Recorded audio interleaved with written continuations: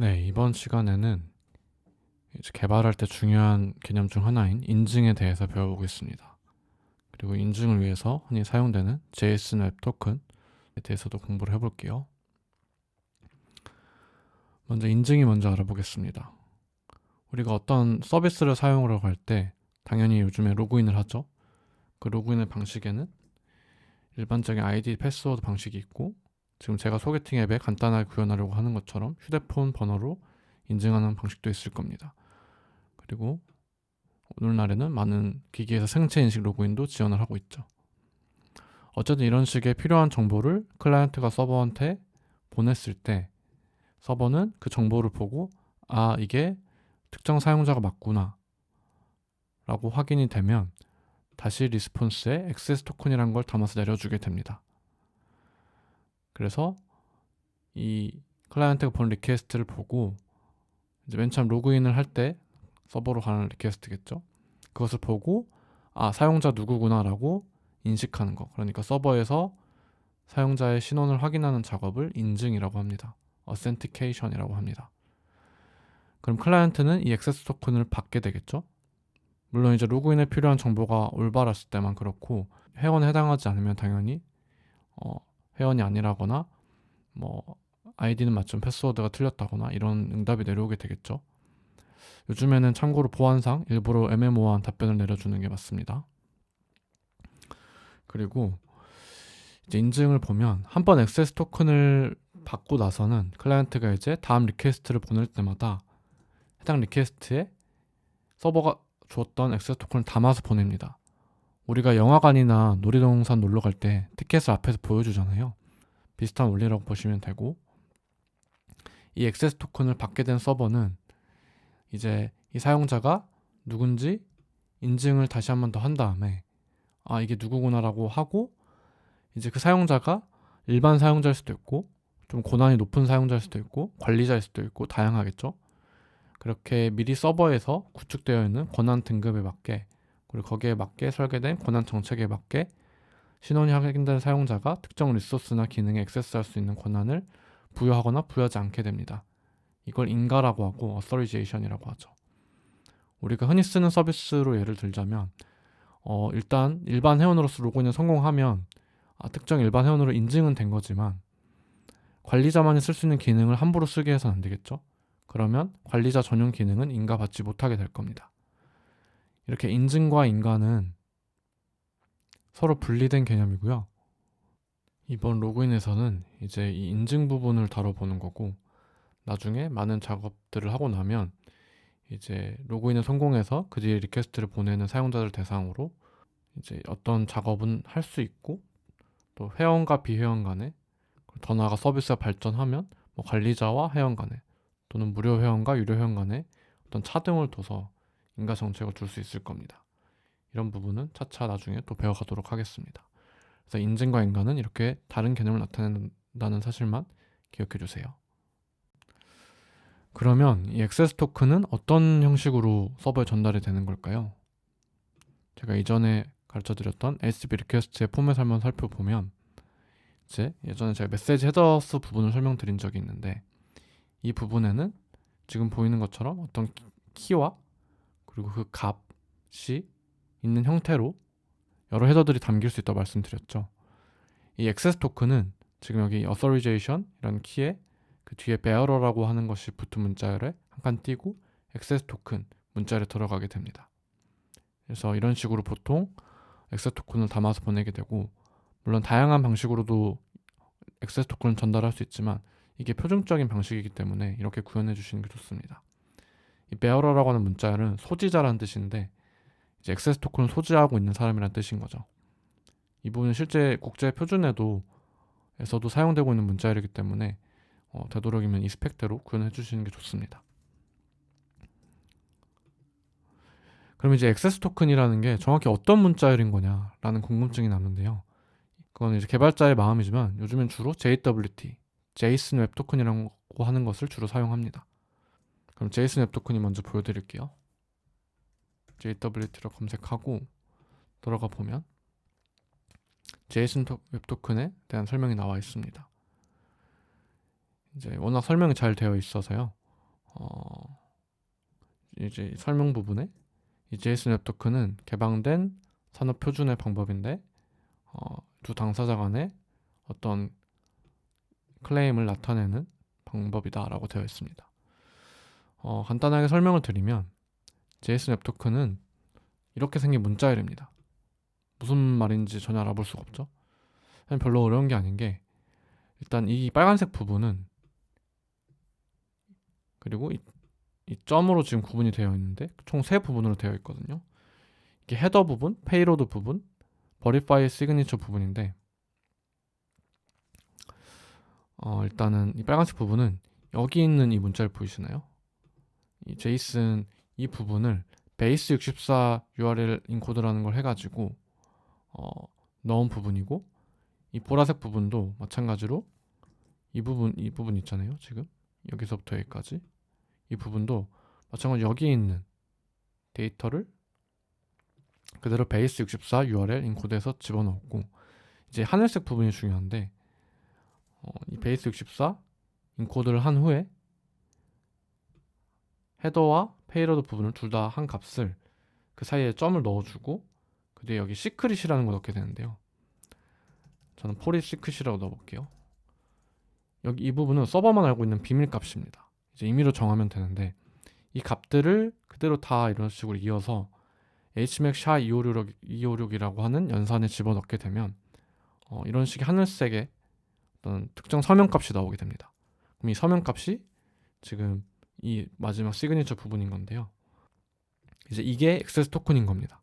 그러면 클라이언트가 서버로 이 부분을 보내면 이제 이 부분에 페이로드 부분에 이 부분을 베이스 64 URL 인코드를 했잖아요. 디코드를 하면 이 정보가 그대로 보이게 되거든요.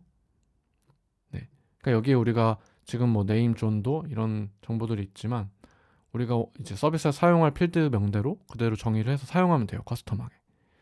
그런데 그러면 사용자가 클라이언트가 그냥 여기 있는 값을 마치 내가 유저 A가 아닌데 A인 것처럼 변조를 하거나 내가 일반 회원인데 관리자 회원인 것처럼 변조를 할 수도 있잖아요. 그런 부분은 어떻게 방지가 되는 걸까요? 네, 그런 부분 당연히 방지가 되겠죠. 어떻게 하냐면 이 부분을 변조하게 되면 결국에 어떤 값이 변하게 될까요? 이 페이로드 부분이 변했기 때문에 이 부분이 변하게 될 거고 그러면 이 HMAC 456이라고 하는 그 아웃풋 값으로 나오는 시그니처 값이 변하게 됩니다.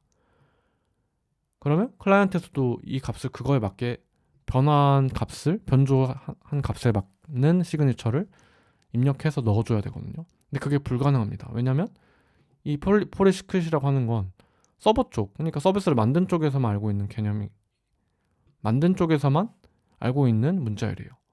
그래서 제 아무리 이 헤더나 뭐 특히 페이로드 이 부분을 변조했다고 할지라도 이 부분을 클라이언트는 거기에 맞는 서명값을 만들 수가 없기 때문에 최대한 추측을 해서 서명값 변조를 한다 하더라도 결국 이 값을 모르기 때문에 애초에 추측을 할 수도 없거니와 때려 맞출 수가 없다는 거죠.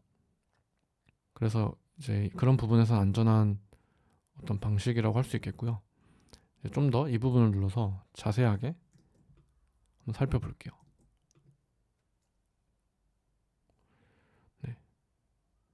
여기 이제 설명이 되어 있는데 JS 웹 토큰은 이제 굉장히 컴팩트하고 그리고 셀프 컨테인드 된 방식이다. 그러니까 사실 이 셀프 컨테인드라는 말은 그 토큰 안에 필요한 모든 정보가 다 있다는 뜻이거든요. 이건 이제 인증을 할 때 이 액세스 토큰 방식 말고 다른 방식, 세션 방식이 또 있는데 그 부분에 대비해서 말을 하는 거고요. 아까 제가 HMAC SHA-256을 말씀드렸는데 그런 알고리즘을 쓴다고 되어 있고 서명값을 만들기 위해서 사용한 알고리즘이고 그거 말고도 공개키, 비밀키 기반의 RSA나 ECDSA라는 알고리즘을 사용할 수도 있습니다. 근데 이제 이런 부분들은 암호화로 공부를 해야 이제 어떤 건지 정확히 알 수 있기 때문에 일단은 헤더를 인코딩한 값이랑 페이로드를 인코딩한 값 그리고 나만 알고 있는 시크릿 값을 조합해서 HTML 알고리즘 넣으면 하나의 서명값이 나오는구나 정도로만 기억을 하시면 됩니다. 그래서 그런 서명값을 통해서 해당 헤더와 페이로드에 담겨있는 데이터가 무결성이 지켜진다는 걸 보장할 수가 있는 거고요. 인테그리티가 무결성이라는 뜻이죠. 그래서 당연히 이제 이런 토큰은 이런 인증 인가에 사용이 되고 정보 보안에 사용이 됩니다. 그래서 이 구조는 아까 제가 한번 설명드린 그대로 다시 말씀드리면 되는 건데, 헤더와 페이로드 그리고 시그니처 부분, 이 각각의 부분은 이렇게 점으로 다수로 구분이 되어 있다는 사실. 그리고 헤더는 이런 식으로 보통 알고리즘과 타입 정보가 들어가거든요. 이렇게 알고리즘의 ALG, 타입을 TYP로 줄여서 나타낸 거, 경량화를 하기 위해서 그런 거고요. 이제 필드명을 굳이 매번 길게 적으면 사실 네트워크나 성능적으로도 굳이 좋은 건 아니잖아요. 그래서 미리 약속된 세 자리 식별자를 정의를 표준해서 한 거고요. 그리고 페이로드는 이제 그 안에 여러 가지 필드를 또 담을 수 있다고 했는데, 크게 종류가 세 가지거든요. 이제 레지스터드 클레임스라 해서 이 JWT 관련된 표준 자체에 정의된 클레임들이 있습니다. 그냥 필드라고 생각하시면 돼요. 클레임은 이제 그 의미는 클라이언트, 그러니까 그 사용자에 관한 정보 또는 좀 더 부가적인 정보를 나타내는 각각의 필드가 클레임인 거고, 레지스터드 클레임, 이 표준에 정의된, 공식적으로 정의된 이런 클레임들이 있고요. 뭐 이슈어, 이 토큰의 발행자, expiration time, 이 토큰이 언제 만료되는지, 서브젝트, 이 토큰이 뭐에 관한 것인지, 어디언스, 이 토큰이 어디로 보내질 것인지, 이런 것들에 나타내는 클레임들이 있고, 퍼블릭 클레임은 그냥 내가 나만의 클레임을 좀 공적으로 정의를 하고 싶다 할 때 사용되는 클레임이고, 주로 이제 우리가 사용하는 건 이제 레지스터드 클레임이랑 그리고 이 프라이빗 클레임인데요. 프라이빗 클레임 말 그대로 지금 여기 보이시는 것처럼 네임과 어드민 같은 경우는 이제 뭐 레지스터드 클레임은 아니거든요. 그냥 그 서비스에서 그냥 내가 자유롭게 원하는 대로 쓰면 되는 거예요. 여기에 뭐 유저 레벨, 유저 아이디 같은 걸 적어도 되고, 저희도 나중에 여기 이 부분을 자유롭게 저희가 원하는 대로 채워 넣을 거거든요. 그래서 이런 식으로 프라이빗 클레임들을 정의할 수 있는 거고요. 그래서 아까 말씀드린 대로 헤더와 페이로드를 각각 베이스 64 URL을 하고, 그것들을 이제 서버만이 알고 있는 시크릿과 이어서 HMAC SHA-256 같은 알고리즘을 집어넣으면 일종의 서명값이 나온다 라고 생각하시면 됩니다. 그 서명값은 이제 여기 시그니처라고 되어 있죠. 이런 형식으로 연산이 이루어지게 되고, 네. 그래서 이렇게 나온 서명값이 여기 이제 아까 그 살펴봤던 것처럼 하늘색 부분이죠. 헤더를 인코딩한 부분이 빨간색 부분, 페이로드가 이 보라색 부분, 마지막 서명이 이 부분인 거죠. 이 하늘색 서명 부분 덕분에 클라이언트가 아무리 변조를 해보려고 해도 그걸 할 수가 없는 거죠. 네. 그래서 좀 더 내려보면 제가 아까 말씀드렸던 대로 리퀘스트에 이런 형태로 우리가 받은 이 JWT 토큰, 그러니까 액세스 토큰을 집어넣고 서버로 리퀘스트를 보내면 되는 거고요. 네. 특별한 다른 내용은 없고, 네. 그렇습니다. 그리고 여기는 이제 JWT가 다른 어떤 꼭 토큰을, 액세스 토큰을 꼭 제이슨 웹 토큰만 써야 되는 건 아니거든요. 다른 것도 쓸 수 있는데 다른 것들이 어떤 장점이 있는지 설명이 되어 있습니다. 그래서 오늘날 거의 사실상 표준 토큰 기반 인증을 한다고 했을 때 사실상 표준이라고 보시면 될 것 같아요. 네, 제이슨 웹 토큰이요. 줄여서 JWT라고도 하고 이제 그냥 제이슨 웹 토큰이라고도 합니다. 네.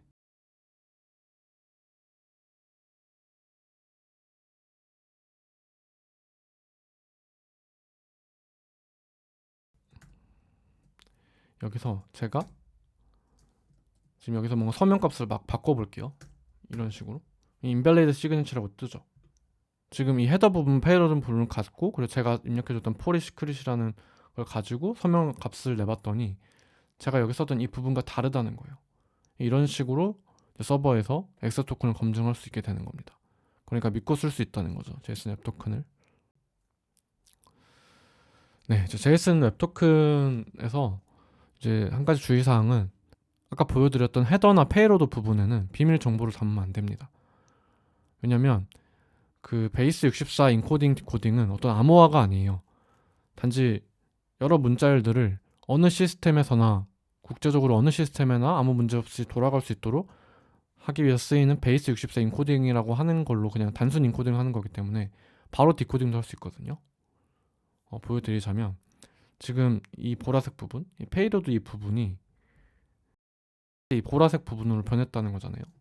이거를 제가 해볼게요. 베이스 64 디코드 라고 해서 그대로 복사 붙여넣기 하면 지금 뭔가 암호화된 것처럼 표현되어 있지만 사실 디코드 해보면 별다른 비밀키가 있는 암호화가 아니기 때문에 그냥 바로 이렇게 풀립니다.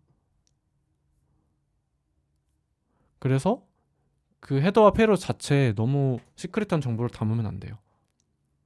예를 들어 그래서 유저 아이디 정도를 담는다거나 유저 레벨 정도를 담는 건 괜찮은데 굉장히 시크릿한 정보들이 있을 수 있죠. 그런 건 담으면 안 되고 네, 단지 유저를 식별할 수 있는 정도의 공개되어도 크게 상관없는 정보들을 담아야 합니다.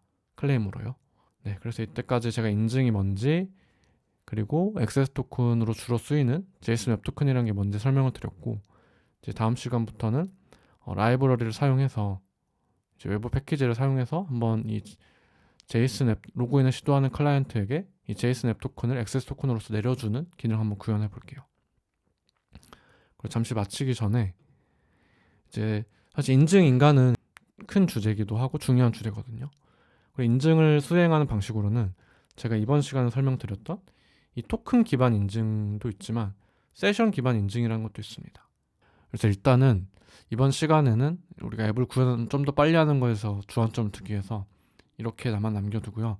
한번 직접 검색을 해보셔서 세션 기반 인증과 이번 시간에 제가 설명드렸던 토큰 기반 인증이 어떻게 다른 건지 한번 꼭 찾아보셨으면 좋겠고 그리고 토큰 기반 인증할 때 제가 계속 액세스 토큰 이야기만 했는데 이거의 보안성을 좀 더 강화하기 위해서 리프레시 토큰이라는 걸 같이 쓰는 경우도 많거든요. 이 리프레시 토큰이란 게 뭔지에 대해서도 같이 공부를 해보시면 좋을 것 같아요. 이 부분은 제가 나중에 별도의 영상에서 또 강의가 아니라 별도의 제 유튜브 영상에서 한번 내용 정리를 해보도록 하겠습니다. 감사합니다.